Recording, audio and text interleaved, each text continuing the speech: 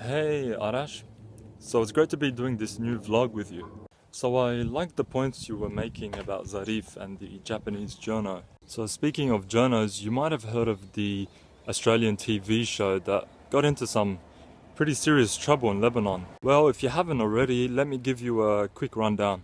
So an Australian primetime TV show called 60 Minutes basically tries to construct one of its episodes out of the misery of a child custody case. So in short, the kidnapping or child snatching operation fails. Lebanese authorities arrest the mother, the TV crew and the kidnapping squad. My point in mentioning this story, Arash, is not to take sides.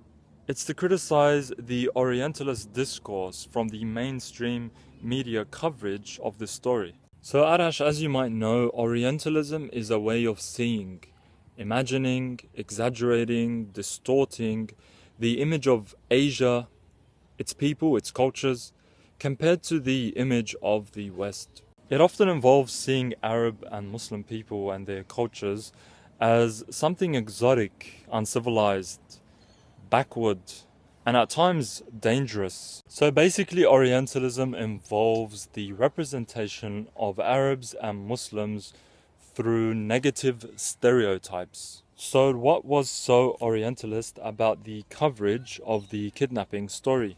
Okay Arash, so let's look at an example from an Australian website called news.com.au as a kind of example of the types of stories that came out during this time. So quoting a man it calls Australia's leading expert on Hezbollah, Associate Professor Felix Patrikieff, the article writes that, quote, the 60 Minutes TV crew walked into the jaws of death when it chose to carry out a child recovery mission in a Hezbollah-run neighborhood. The article also quotes the Associate Professor regarding this area, which is known as the Dahieh, or the southern suburbs of Beirut, as, quote, one of the most dangerous districts in the capital. So the article is clearly painting a dark picture of this place. Yet Hezbollah enjoys widespread support in the Dahieh.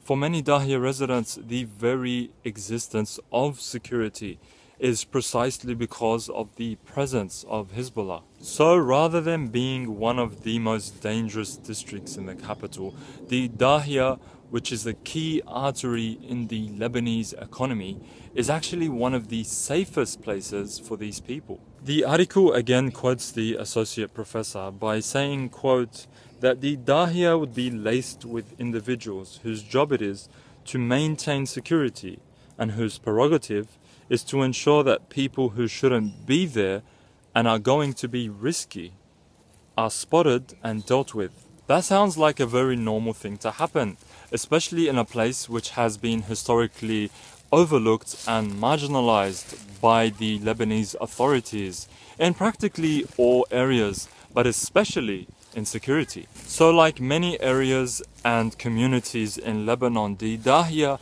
and its people have not received enough attention by the ailing Lebanese government. So the professor is also quoted as saying that the botched kidnapping operation took place on a road where, quote, closed-circuit security cameras are perched on virtually every street corner. So the reader is set up to imagine an extremely dangerous place. Yet an article published in CCTV Image magazine in 2012 estimated that there is one CCTV camera for every 32 people in the UK. So that's almost 2 million CCTV cameras throughout the UK. So for a place like Dahieh, which has been the target of deadly suicide bombing operations in recent years, carried out by groups such as ISIS and Al-Qaeda, having CCTV cameras on main roads doesn't seem like a very strange idea at all.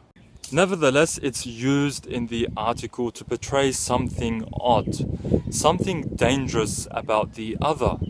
The other in this situation being the Dahieh and its people. We are further told in the article that Hezbollah guerrillas looked on as the dramatic kidnapping operation took place, as if Hezbollah members are some sort of wild beasts that are waiting for their prey. Just in case you have any doubts about this argument that I'm making, here's another quote from the professor that basically spells out what I'm saying. Quote, "It was Hezbollah who gave the Israeli Defense Forces so much grief, and that they, meaning the Israeli army, aren't exactly easy prey." So in other words, the Israeli army are the prey, while Hezbollah are the beasts. The Israeli army, by the way, utterly destroyed large parts of the Dahieh in the 2006 war in a relentless bombing campaign that killed almost 1,200 Lebanese. It's interesting to note, Arash, that the group tasked by the TV crew for carrying out, or leading at least, the kidnapping operation is staffed by ex-military personnel who are highly trained. So let's just imagine this for 1 second, Arash.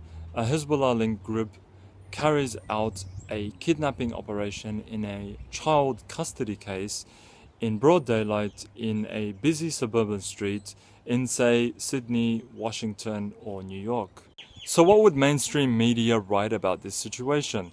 Would it talk about how dangerous these streets were, or how extreme the security measures were in these streets, or how the hypothetical Hezbollah-linked group walked into the jaws of death? I don't know, I think it's worth a thought, Arash.